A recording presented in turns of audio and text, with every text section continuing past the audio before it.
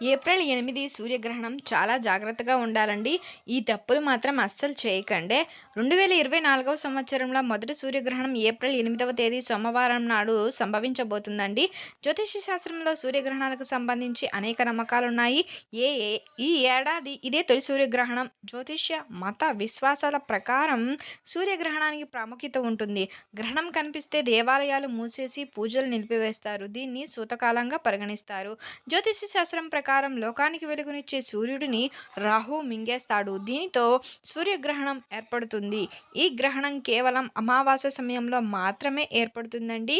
ఈ సందర్భంగా సూర్యగ్రహణం రోజున ఏ ఏ పనులు ఖచ్చితంగా చేయాలి, ఏ పనులు చేయకూడదు అనే ఆసక్తికరమైన విషయాలను ఇప్పుడు మనం తెలుసుకుందామండి. అయితే ఏప్రిల్ 8 రాత్రి 9 గంటలకు గ్రహణం ప్రారంభమై మరుసటి రోజు మధ్యాహ్నం 2 గంటల వరకు కూడా ఉంటుందండి. సూర్యగ్రహణం ప్రభావం ఎక్కువగా ప్రెగ్నెన్సీ మహిళల పైన ఉంటుందని చెప్పి చాలామంది నమ్ముతారు. అందుకే ఈ సమయంలో గర్భిణీలు ఖచ్చితంగా అనేక జాగ్రత్తలనేవి తీసుకోవాల్సి ఉంటుంది. ముఖ్య గ్రహణం పట్టడానికి ముందే ప్రతి ఒక్కరూ భోజనం చేయాల్సి ఉంటుంది. గ్రహణ సమయంలో వంటగదిలో ఏ పనులు చేయకండి. ముఖ్యంగా గ్రహణ సమయంలో ఆహారం మాత్రం వండకూడదు అని చెబుతారు. మనం గ్రహణ సమయంలో ఎట్టి పరిస్థితుల్లోనూ ఆహారాన్ని తినకూడదు అని, ఇలా చేయడం వల్ల మనిషి జీర్ణశక్తి బలహీనమవుతుంది అని చెబుతారు. దీనికి కారణంగా అనారోగ్యానికి గురి అయ్యే అవకాశం ఉంటుంది.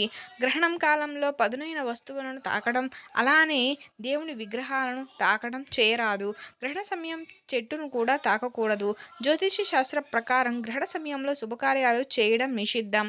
సూర్యగ్రహణ సమయంలో ఇంటి నుండి బయటకు రాకుండా ఉండడం మంచిది. అంతేకాదండి, సూర్యగ్రహణాన్ని నేరుగా కళ్ళతో అస్సలు చూడకూడదు.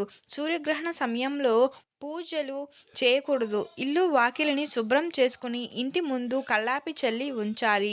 గ్రహణం రోజున మీ ఇంటి ముందు ముగ్గును మాత్రం వేయకూడదండి. రోజున ఇంటి ముందు ముగ్గు వేస్తే ఇంట్లోకి దుష్ట శక్తులు వస్తాయని కొందరి నమ్మకం. కాబట్టి ఈ రోజున ముగ్గు వేయడం అంత మంచిది కాదు అని చెప్తారండి మన పెద్దలు. అలాగే గ్రహణ సమయంలో ఇంట్లో వండిన ఆహారం పదార్థాలతో తులసి ఆకులను లేదా గరికను వేయాలి. అలా వేయడం వల్ల గ్రహణ సమయంలో ఆహారం కలుషితం కాకుండా ఉంటుంది. సూర్యగ్రహణ సమయంలో జుట్టు, గోర్లు కత్తిరించడం మానేయాలి. గ్రహణ సమయంలో ప్రయాణాలు అస్సలు చేయకూడదు. గ్రహణ సమయంలో ఇంట్లో ఎవరితోనూ గొడవ పడకండి. ఎందుకంటే గ్రహణ సమయంలో కుటుంబ సభ్యులు వివాదాలు పడితే అవి పూర్వీకుల ఆశీర్వాదం మీ ఇంటిపైన అప్పుడు ఉండదండి. గ్రహణం సమయంలో బట్టలు ఉతకకూడదు. గ్రహణ సమయంలో కోపానికి దూరంగా ఉండాలి. ఒకవేళ ఎవరిపైనైనా కోపం తెచ్చుకుంటే రాబోయే 15 రోజుల్లో మీకు ఇబ్బంది కలుగుతుందండి. ఇది గుర్తుపెట్టుకోండి. గ్రహణ సమయంలో భార్యాభర్తలు శారీరక సంబంధానికి దూరంగా ఉండాలండి. ఈ సమయంలో శారీరక సంబంధం పెట్టుకుంటే పుట్టే బిడ్డలకు జీవితాంతం అనేక సమస్యలు అనేవి ఎదురవుతాయి. ఆర్థిక సమస్యల నుంచి బయటపడేందుకు గ్రహణం తర్వాత మీ ఇంటిలోని పూజా గదిలో ఆవు నెయ్యితో దీపాన్ని వెలిగిస్తే చాలా మంచిది.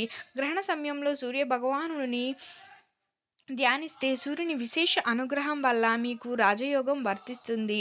గ్రహణ సమయంలో హనుమాన్ చాలీసా పఠించడం చాలా మంచిదండి. అలాగే ఈరోజు మాంసాన్ని కానీ, మద్యాన్ని కానీ, మాంసం వంటి ఆహార పదార్థాల జోలికి అస్సలు వెళ్ళకూడదు.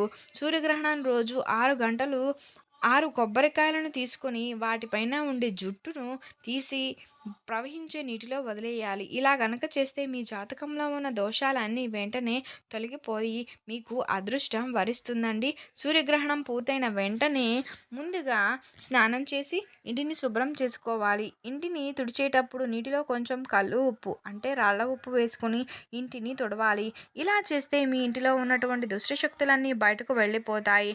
గ్రహణం రోజున ఇంటిని తుడవకపోతే మీ ఇంట్లో దరిద్ర దేవతలు తిష్ట వేసి కూర్చుంటారండి. అలాగే ఇంట్లోని ప్రతి చోట పసుపు నీటితో చల్లాలి. ఆ విధంగా చల్లడం చాలా మంచిది. సూర్యగ్రహణం ముగిసిన వెంటనే ముందుగా ఇంట్లో ఉన్న తులసి మొక్క పైన గంగాజలాన్ని చల్లి శుద్ధి చేయాలి. అలాగే గ్రహణం పూర్తి అయిన వెంటనే మీ పూజా గదిలో గంగాజలాన్ని చల్లి దేవుని పటాలను శుభ్రం చేసుకోవాలి. ఇలా చేయడం వలన గ్రహణ ప్రభావం వల్ల ఏర్పడేటువంటి నెగిటివ్ ఎనర్జీ అంతా కూడా తొలగిపోతుందండి. మన ఇంట్లో కానీ ఫోటోల దగ్గర కానీ అన్నీ క్లీన్ చేసుకుంటాం కదా! అప్పుడు నెగెటివ్ ఎనర్జీ మొత్తం పోతుంది. చాలామంది తమ ఇంటి ముందు గుమ్మడికాయలు, దిష్టి యంత్రాలు కట్టుకుంటూ ఉంటారు కదా! అయితే గ్రహణం పూర్తయిన తర్వాత మన ఇంటికి కట్టిన గుమ్మడికాయ శక్తి కోల్పోతుంది కాబట్టి గ్రహణం అయిపోగానే కొత్త గుమ్మడికాయ కట్టుకోవాలి. అలాగే గ్రహణం పూర్తి అయిన తరువాత దాన ధర్మాలు చేయడం వల్ల చాలా పుణ్యం వస్తుందండి. రాగి పాత్రలు, గోధుమలు, శనగలు, ఉప్పు, బెల్లం తదితర వాటిని దానం చేస్తే మంచిది. గ్రహణంలో రోజున పంచదార దానం చేయడం చాలా చాలా మంచిదండి. ఇలా చేస్తే మీ ఇంట్లో ఐశ్వర్యం పెరుగుతుంది.